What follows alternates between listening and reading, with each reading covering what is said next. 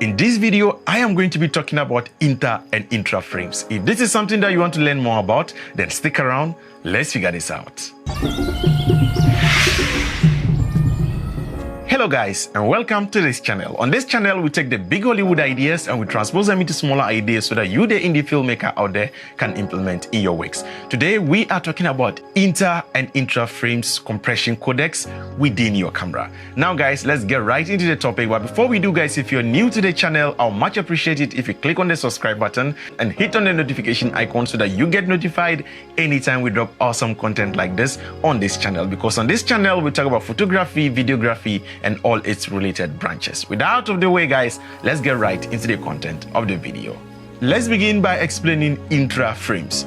Intra frames is actually usually spelled I-N-T-R-A, Intra, and this is mostly represented by an I in your camera depending on the manufacturer, whether it's Canon or Panasonic. They all have different ways of naming or identifying an Inter and Intra codec. So what is this Intra codec?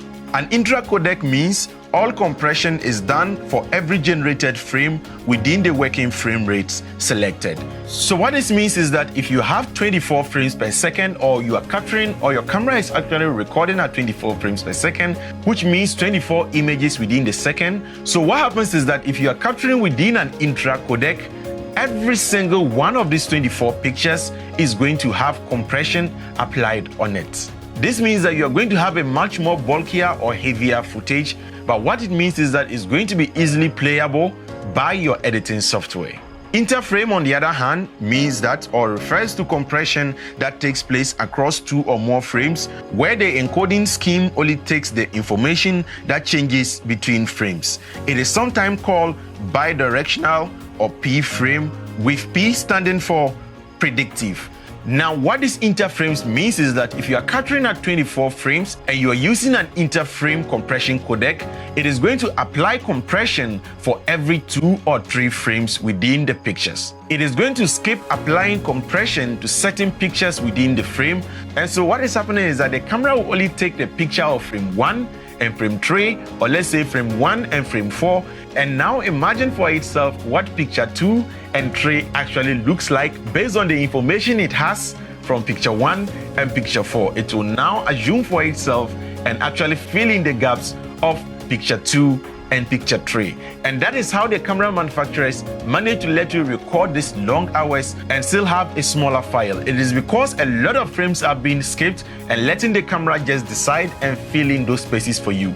However, when it comes to time for editing, your computer will curse you for that and everything is going to be very laggy. Technically, those frames are actually non-existent. So imagine you are editing and you pause in Adobe Premiere Pro. So what happens is that this software within the split of a second has to look at frame 1, at the same time look at frame 4, and now think for itself what frame 2 and frame 3 looks like, and now gives you that particular frame.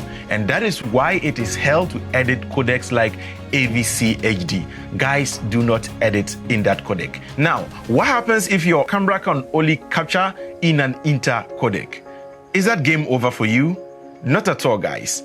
There is a way out. So, after capturing your footage, instead of just putting it right into your editing software, you can actually convert or transcode them into a mezzanine codec.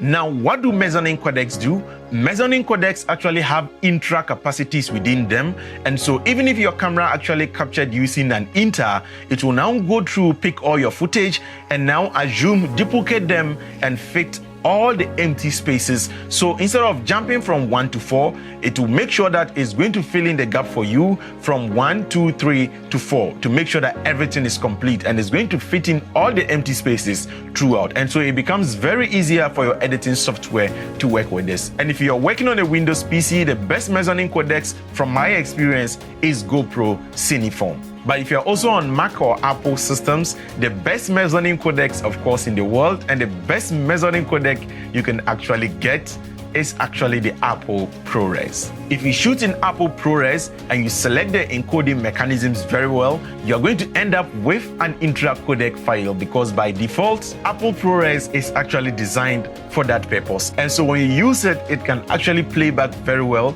on your Mac system. But like I said, if you're also on Windows, you can also trust GoPro Cineform to do the job for you. At the end of the day, what this does is that it makes everything easier and speeds up your work, but technically it adds another one step again to your whole working process. So instead of just copying your footage from your camera and begin editing, sitting through to go through compression can be a little bit of headache for some of you. And for most of the part, I do understand. So what I would suggest is that if you are actually serious about video, then kindly get a camera that can give you an Intra codec. At the end of the day, it is going to cover up a little bit more space, but your editing software and your computer is going to thank you, and you are going to thank yourself because you are going to be able to edit your footage much more efficiently and quickly, and that means that you are going to be able to meet your deadlines and everything on time.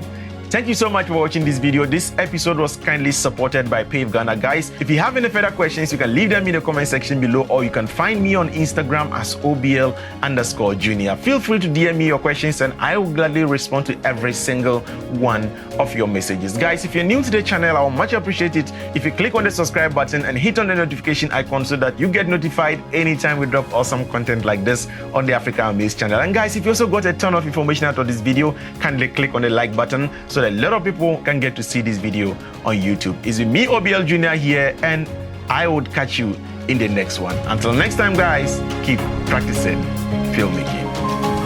Peace out.